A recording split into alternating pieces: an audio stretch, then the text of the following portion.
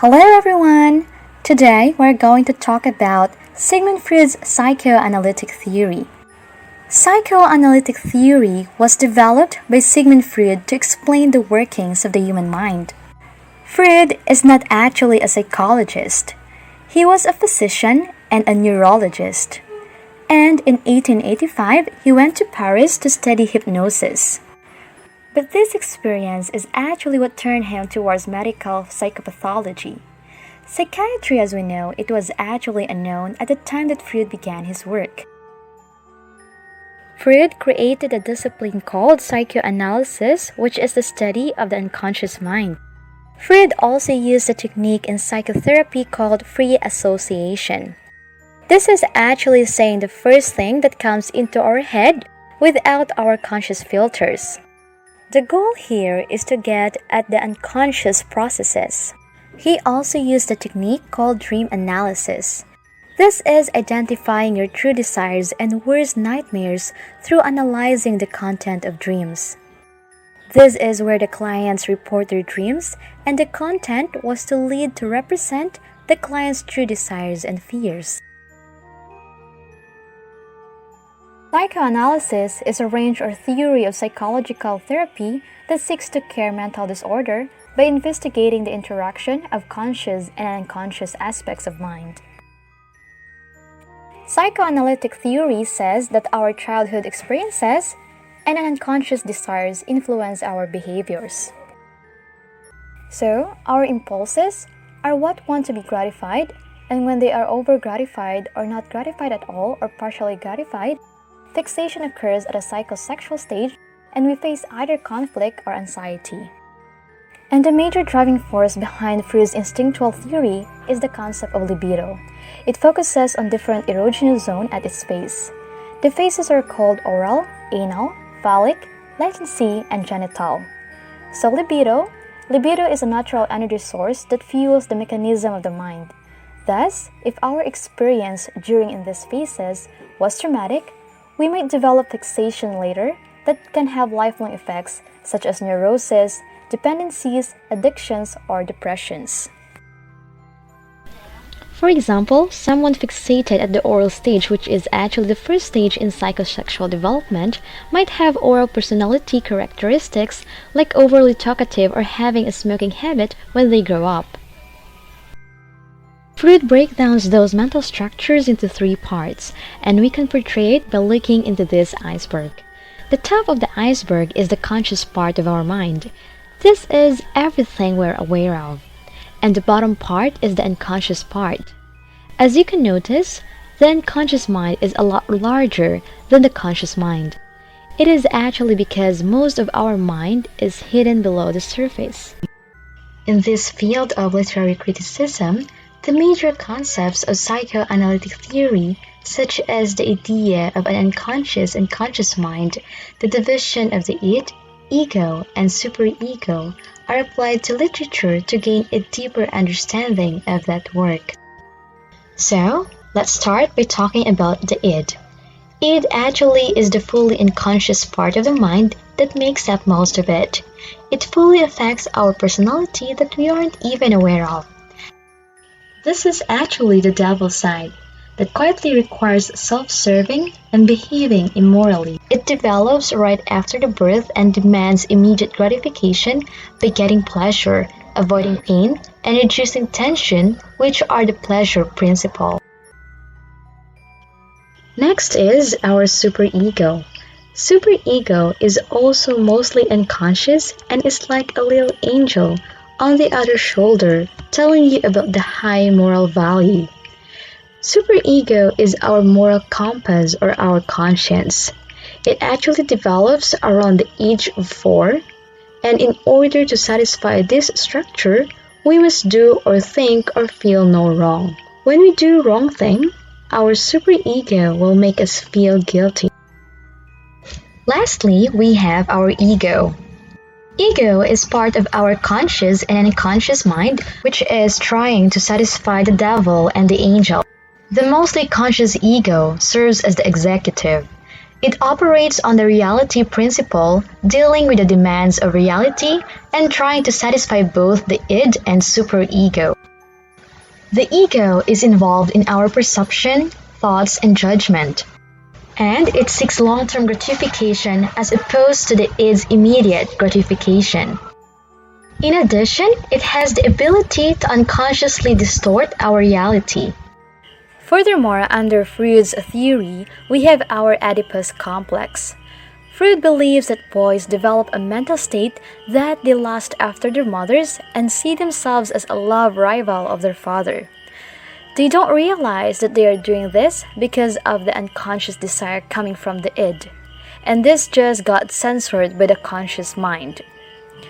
The Oedipus complex is named after a character who killed his father and slept with his mother. Girls also go through with a similar phase when they unconsciously fall in love with their father and want their mother out of the picture.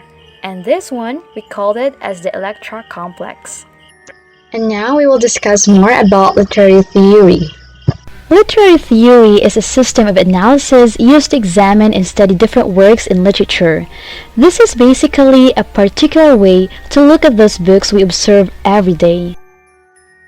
Psychoanalytic literary theory is based on analysis of literature from psychological perspective. This is applying theories and concepts in psychology to literary works. Psychoanalytic literary criticism is a way of analyzing and interpreting literary works that relies on psychoanalytic theory. The idea of a conscious and unconscious mind is one of the most important tools in psychoanalytic literary criticism.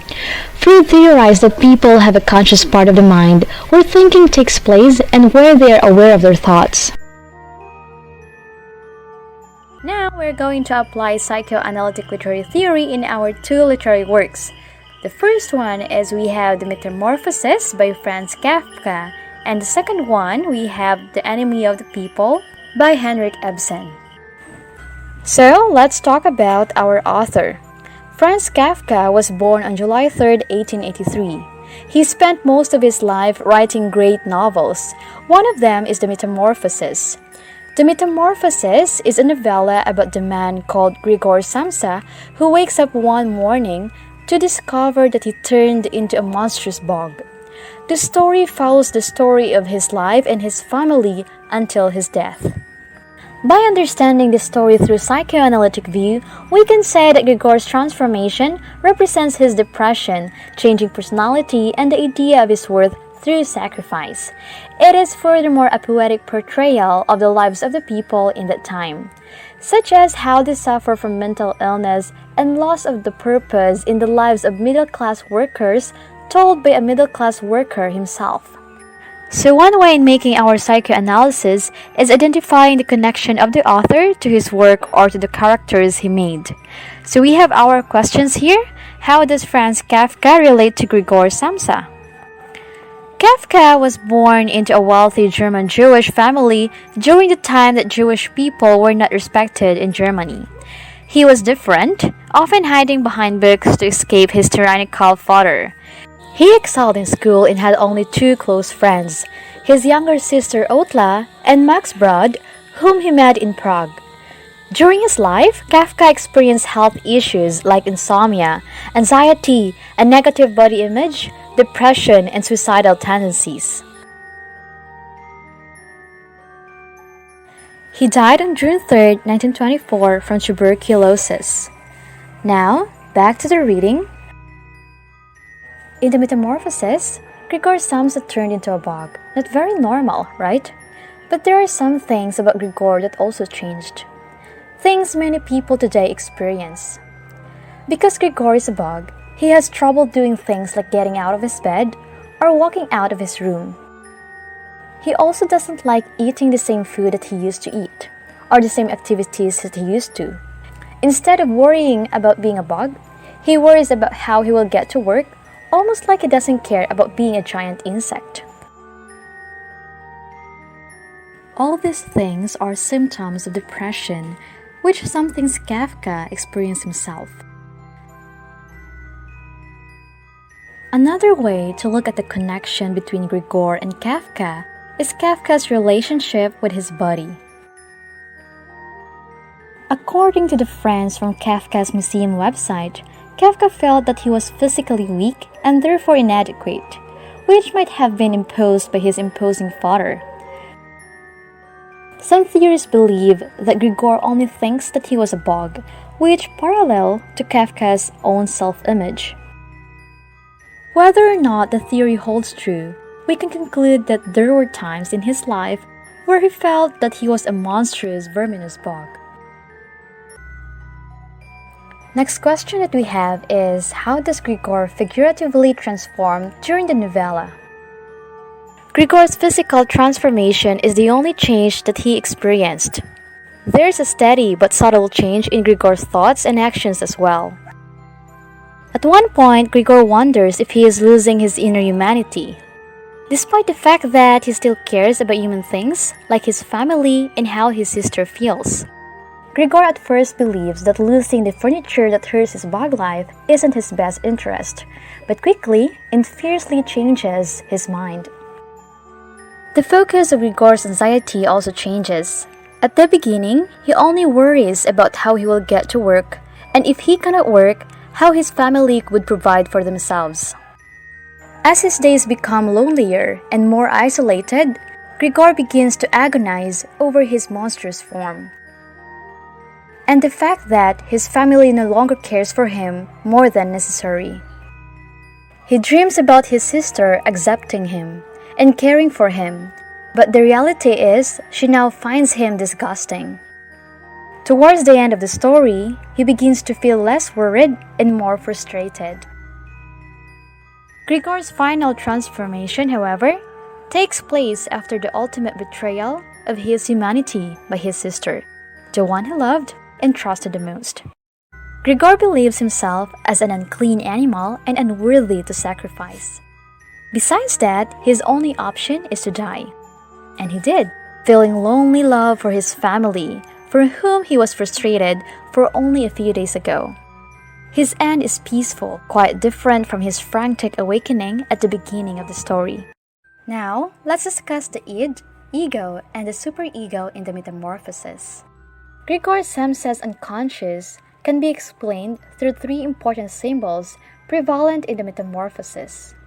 According to the Freudian theoretical framework, these three symbols are personified in Samsa's mother, father, and sister. For Samsa, his family members represent his id, superego, and his ego. Samsa's sister represents his id. His father represents his superego. His mother represents his ego. Within the Freudian framework, the id represents the subconscious drive of appetite, survival, and primal desire. The superego has to do with disciplining the id, provides the capacity for shame, guilt, and repression for the sake of social acceptance. The ego has to do with realistic balance between discretion and self-denial, and the satiation of appetite along with the realization of personal satisfaction. Samsa's sister, the id, fits her role by predicting Samsa's immediate needs. She provides Samsa with food, and when Samsa rejects the food he is given, experiencing a new appetite, his sister reacts by bringing him an array of food from which he can freely choose what he would prefer to eat. To test his taste, she brought him an entire selection, all spread out on an old newspaper. Likewise, when Samsa desires space for ease of mobility, his sister picks up on this and does her very best to move furniture that is too heavy for her in order to accommodate her brother. And so, she got the idea of making the area where Grigor could creep around as large as possible, and thus of removing the furniture which got in the way, especially the chest of drawers and the writing desk. But she was in no position to do this by herself. However, as Samsa matures as an insect, his immediate needs become harder to satisfy, and he loses his appetite. The more insect-like Samsa becomes, the less he tends to his own well-being.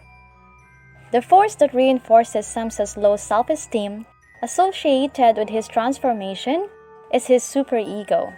This is represented well by his father, It is Samsa's father who pelts him with apples in order to subdue his behavior after an altercation between Samsa's mother and his sister.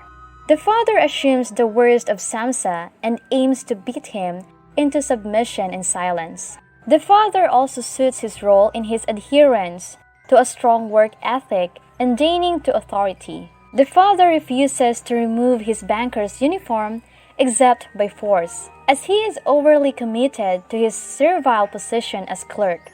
But now, he was standing up really straight, dressed in a tight-fitting blue uniform with gold buttons, like the ones servants wear in a banking company. The superego is domineering and intimidating, and the stronger it becomes, the weaker Samsa becomes. Samsa's mother suits her role as the ego, as she balances both her husband and the daughter. When the daughter attempts to push an oversized dresser out of her brother's room, her mother tries to calm her zeal by trying to convince her to leave it be. As well, when the father tries to kill Samsa with apples, the mother tries to calm his fury by running to him and calming him down. Unfortunately for Samsa's ego, the mother is often silenced for the sake of the two other layers of unconsciousness. Seeing Samsa in his insect state throws the mother into a fainting spell. This suggests that Samsa's unconscious self is in a state of civil war, where his desire is fighting with his duty to the point that his sense of reality and equilibrium is breached. Samsa is effectively made insane by anguish and dissatisfaction, and only when he is eliminated from the picture does sanity restore itself. Samsa's family is therefore representative of his state of mind. His id and superego are caught up in an internal conflict that his ego cannot resolve. This leads to his ultimate self-destruction, which sadly is the only thing which restores his peace. What Kafka is effectively suggesting here is that the removal of Samsa, or his suicide, is the only way to relieve him, and everyone else involved, of his tremendous burden. This leads to our final and deepest question. What did Grigor sacrifice, and how did his family change because of his sacrifice? One important piece of characterization to focus on is Grigor's description at the beginning of the story. In the English version, he is called a monstrous verminous bog, but in original Verman version, the word describe him more accurately means unclean beast not suited for sacrifice. The important part to focus on here is the word sacrifice. Throughout the story, it becomes apparent that Grigor sacrificed many things for his family, like his time and happiness, by working to provide for them. Specifically, the family as a whole also undergoes a metamorphosis as well. Initially, the members of the Samsa family appear hopeless and static, owing to the difficulties resulting from Grigor's transformation as well as their financial predicament. But over time, they're able to overcome their money problems, and when Grigor finally dies, and the family no longer has to deal with his presence, all the family members are reinvigorated. As the story closes, they have completed an emotional transformation, and their hope is revitalized. One way Kafka represents this concept is a seer motif, in this case, the window. At the beginning of the story, it shows the dreary morning sky, representing the dreary outlook. But after Grigor's death, the window shows a bright, sunny, and inviting outlook. Despite Grigor's feeling about his own self, his sacrifice means something. His family, whom he loved so dearly in his last moments, was saved by him and his actions. Another motive is the sleep and rest. References to sleep and rest, as well as the lack of sleep and rest, recur throughout the metamorphosis. The story opens, for instance, with Grigor waking from sleep to discover his transformation, and the part 2 of the story begins with Grigor waking a second time. In this instance, late in the day after the incident in which his father drove him back into his room, he quickly crawls under the sofa in his room to rest, and he spends a great deal of the story beneath the sofa, either resting quietly or anxiously, and unable to rest. Moreover, Grigor describes how his father used to while away the day in bed or dozing in his armchair. And after the father resumes working, He often refuses to go to bed in the evenings and instead falls asleep in uniform in his chair. Toward the end of the work, as Grigor's health declines, he stops sleeping almost entirely until finally he dies. The last motive here is the money. Because of the failure of the father's business and the debts that resulted, money is a chief concern for the Samses family. And consequently, it appears as a frequent topic in Grigor's thoughts and in the conversations of the family members. Grigor's chief concern after discovering he is becoming an insect is that he will lose his job, which we quickly learn he took solely as a means of earning the money for his family. The office manager also implies while checking on Grigor that Grigor's boss suspects him of stealing money from the firm. And shortly after Grigor awakes at the beginning of part 2, he overhears the father explaining the family's financial situation in detail to the mother and his sister. Later, the father and his sister both take the jobs to make up for the loss of Grigor's income. Metamorphosis is indeed a depressing yet very sweet story that Kafka told, when he himself probably wanted to believe. Grigor Samsa's story is about someone's life meant something, and every person wants their life to mean something.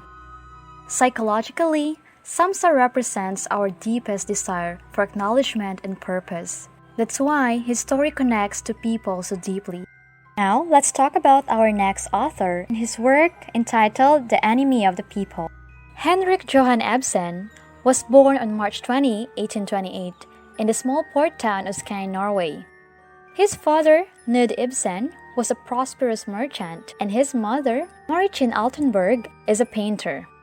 The fortunes of the family took a downturn when Ibsen was around 8 years old.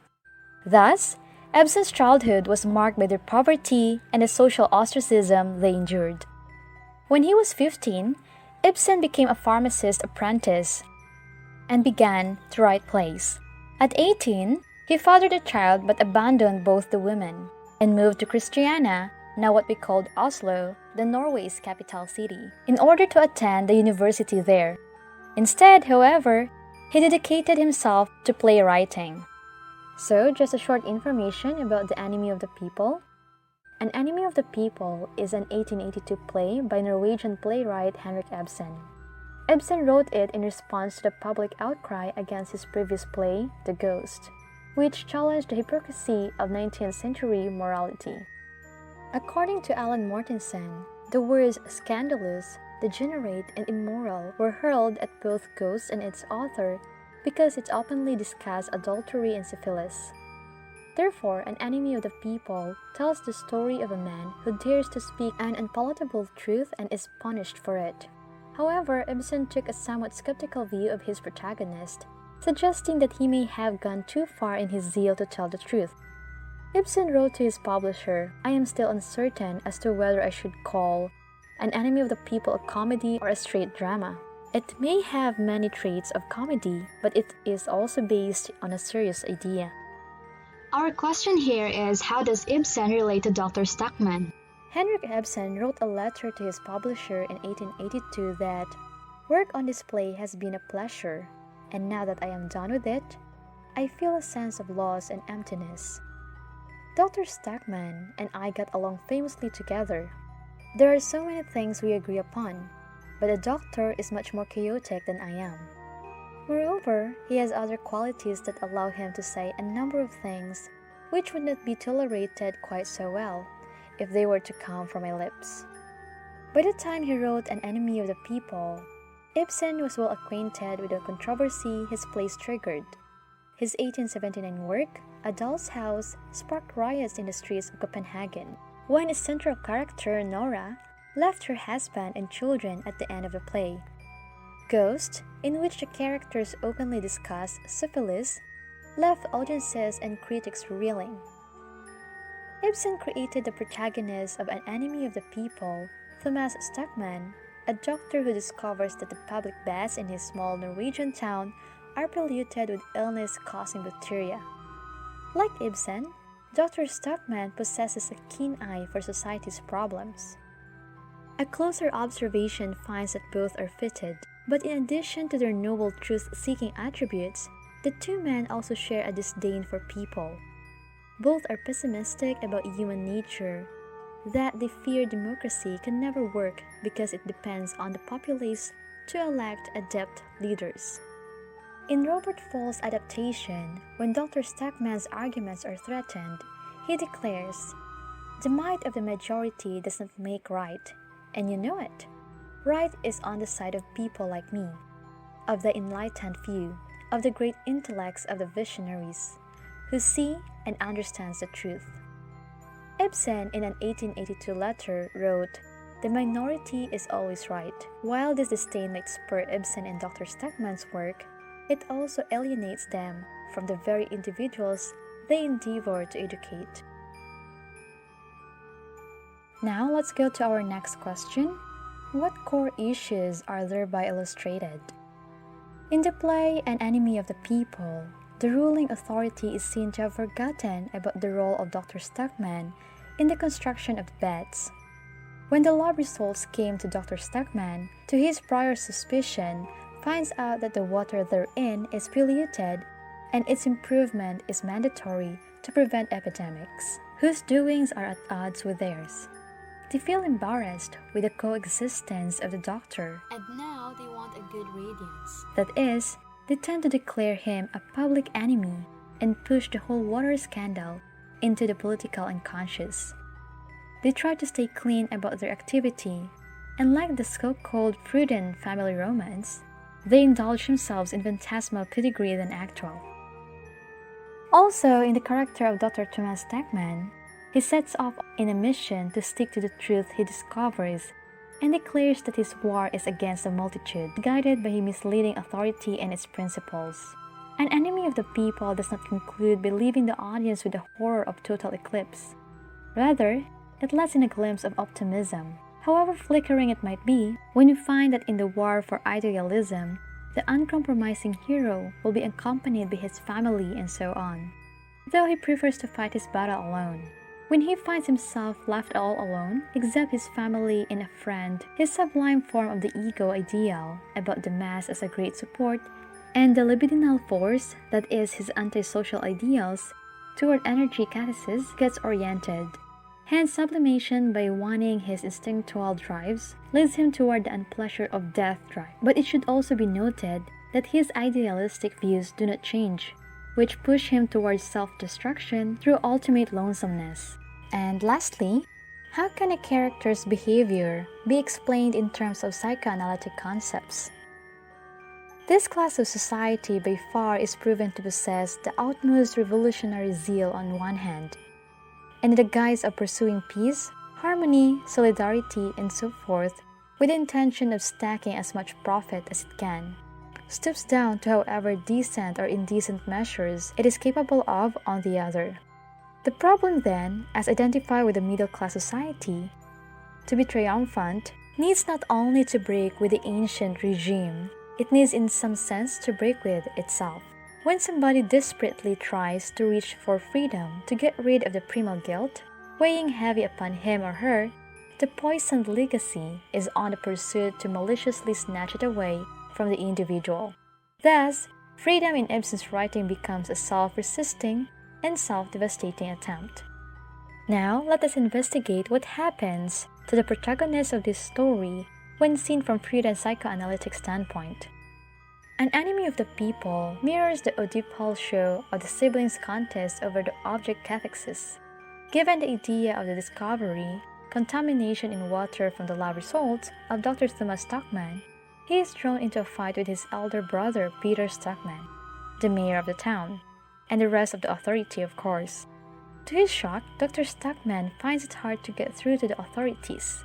His brother, in conjunction with large mass behind him to support, holds the already accepted ego ideals, which he wants to firmly hold onto just for the sake of pleasure principle. Despite knowing that the reality principle does not conform to his sublime ideas, they look as if they are quite unable to understand the seriousness of the issue and reluctant to overtly accept and attend to the problem, because it could mean financial damage to the town. Ultimately, the central characters are directed towards inevitable self-annihilation. So that's all for today, and thank you for listening to my report.